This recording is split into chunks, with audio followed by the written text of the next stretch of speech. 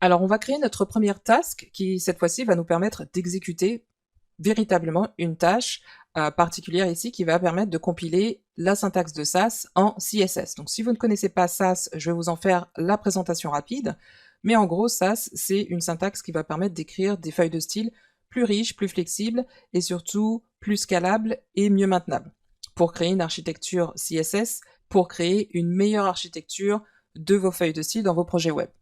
Alors l'objectif ici, c'est de compiler le Sass. Sass, c'est un langage préprocesseur, donc une extension du langage CSS, donc qui permet d'écrire du CSS plus riche et plus flexible.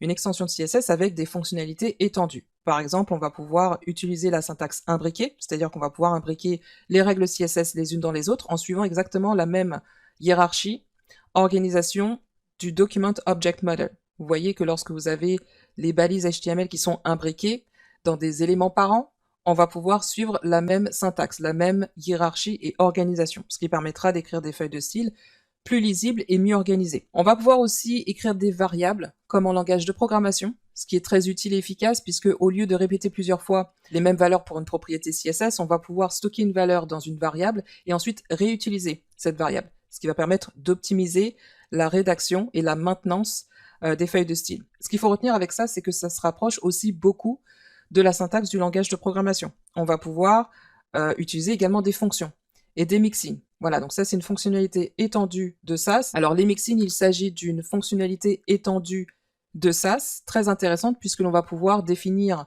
des fonctions qui vont accepter des entrées pour définir une seule fois une opération qui va permettre de générer des règles de style avec des sélecteurs, et ensuite on va réutiliser cette fonction pour de nouveau générer des nouveaux sélecteurs et des règles de style. Donc ça permet donc de mutualiser une partie de base de code qui va devenir d'ailleurs automatique pour générer des règles CSS. Voilà, donc une façon optimale de gérer son CSS dans un projet web moderne. On va également pouvoir faire de l'héritage. Pareil, suivant l'exemple de la programmation, on va créer des modèles et ensuite permettre de créer d'autres modèles à partir de d'autres modèles. Avoir des règles de base communes qu'on va pouvoir ensuite réutiliser avec plusieurs sélecteurs sans avoir à répéter le même code. Donc ça va vraiment être plus riche, plus flexible, plus efficace. L'objectif ici, c'est créer une tâche qui va permettre de compiler les fichiers Sass en CSS standard. C'est-à-dire que la nature de Sass ne permet pas d'être interprétée directement par l'agent utilisateur qui est le navigateur. La syntaxe Sass, on va la définir, mais ce ne sera pas lui interprété automatiquement par le navigateur. On aura besoin de compiler la syntaxe en CSS standard qui pourra être ensuite exploité pour personnaliser, changer l'apparence des pages web. Ce que l'on va faire, c'est justement installer ce plugin. Donc ce plugin qui est Grunt Contrib Sass. Au préalable, on aura besoin aussi d'installer Sass si c'est nécessaire. Pour votre projet, on va le voir ensuite. On va le voir aussi. Ça fera partie des prérequis aussi pour cette étape, avant d'écrire une task, qui va permettre de compiler le Sass en CSS. On va aussi s'assurer d'installer globalement Sass sur notre machine. Je vais vous montrer ça. Ensuite, on va également, autre option, installer celui-ci, mais du côté dev. Ça, c'est aussi possible. Alors, ce qu'on va donc revoir comme étape, c'est déjà fait pour la fonction wrapper. On va donc justement configurer notre fichier grunt en définissant une nouvelle task qui va servir à compiler de Sass. Ensuite, on va charger ce plugin que l'on va installer au préalable avec npm. Donc, on va l'installer et ensuite le charger dans le fichier grunt. Ensuite, on va le register. Ce sera donc la dernière étape pour permettre d'exécuter cette task par défaut. Donc, on va donc se placer au niveau du répertoire numéro 3 et ce que l'on va faire, donc, c'est créer une task. On va commencer par définir une task, on va ensuite loader, c'est-à-dire charger celui-ci. C'est l'équivalent de require pour un projet Node, c'est-à-dire qu'on va importer ce paquet pour ce plugin que l'on va installer au préalable. Ensuite, enregistrer celui-ci comme task par défaut. Alors, on va commencer par bien sûr installer ce nouveau plugin. On va se placer au niveau du package JSON. Enfin, c'est pas obligatoire, mais vous pourrez voir en même temps que se fait l'installation, vous allez le voir apparaître ici. Donc, je vais m'assurer de mettre dans le bon répertoire.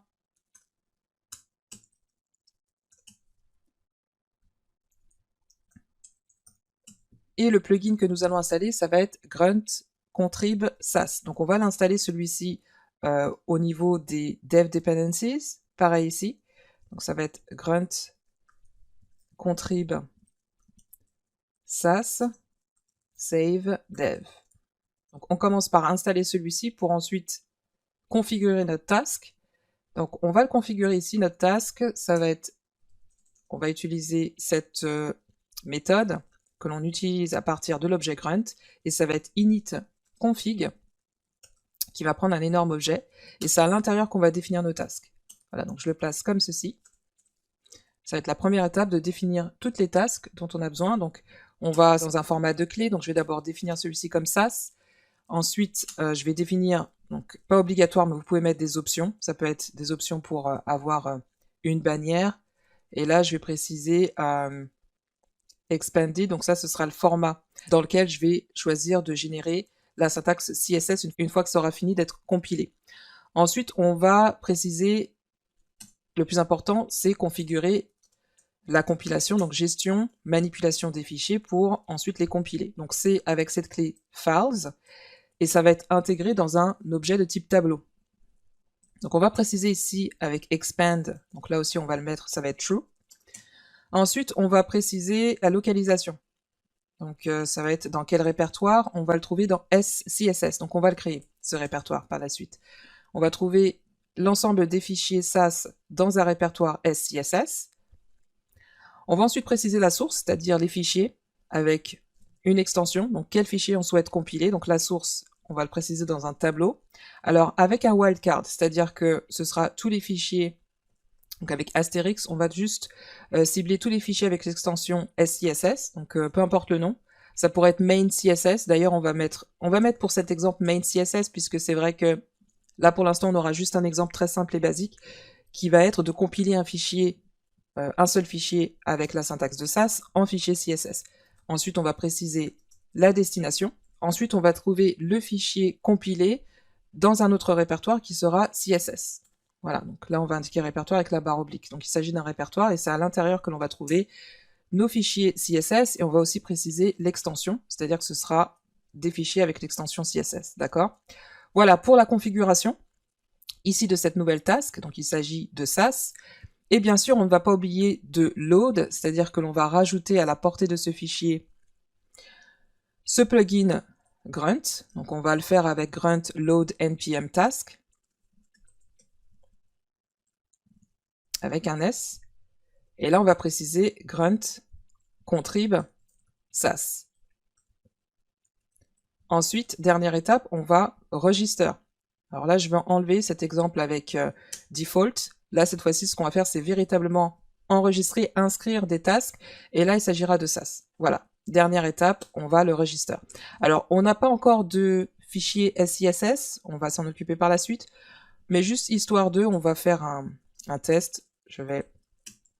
Qui ne devrait pas bien sûr aboutir, mais l'objectif c'est de lancer l'ensemble de ces tasks. Voilà, donc pour l'instant, donc il n'y a pas de...